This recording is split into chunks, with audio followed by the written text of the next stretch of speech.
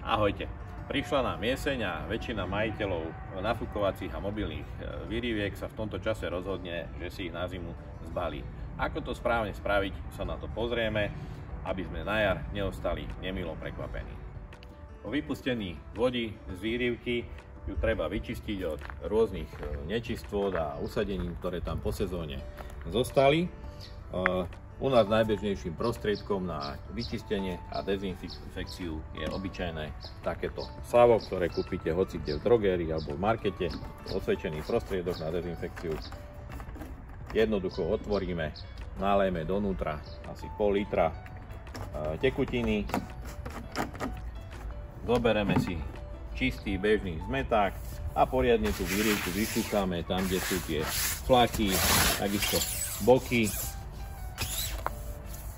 Necháme to pôsobiť pol hodinku alebo 20 minút a samozrejme vylejeme to von. Keď tam ešte niečo zostane, znovu to zopakujeme. Dôležité je po tomto cykle, keď už máme vyčistenú výrivku, vystriekať ju s vodou čistou a samozrejme vyliať to von a nechať výrivku vysušiť. Môžeme to spraviť aj tak, že ju otočíme hore dnom, a keď sa nám zdá, že už je suchá, dáme ju naspäť. Dôležitou vecou je vnútro výrivky úplne vysušiť. A na toto veľa ľudí zabúda, že v priestore, kde sú trysky v tom páse, nám ostáva vlhkosť. Aby sa to samé vysušilo, by to trvalo strašne dlho. A preto si vieme jednoducho pomôcť, že pustíme kompresor,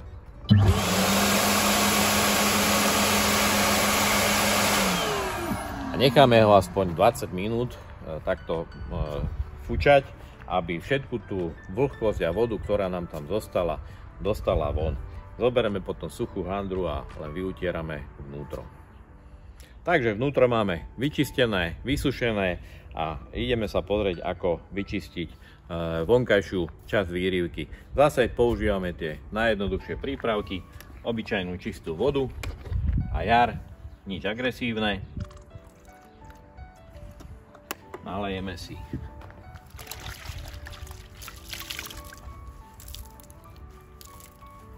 a všetky tie drobné nečistoty, čo tu máme od dažďa a prach, vyutierame. Po dokonalom vysušení celej výrivky zoberieme silikónový olej na ochranu plastov a celú výrivku takto nastriekame a ošetríme. Robí sa to kvôli tomu, aby sa jednak vyčistila, aby materiál ostal pružný a nezačal sa nám lámať. Výrivku máme suchú, vyčistenú, ideme vypustiť vzduch a dávame pozor na to, aby vždy bol pri vypúšťaní uvoľnený ventil. Robíme to tak, aby to bolo zložené symetricky, aby z toho nebola len nejaká kopa plastu, ale aby to bolo pekne zložené na uskladnenie.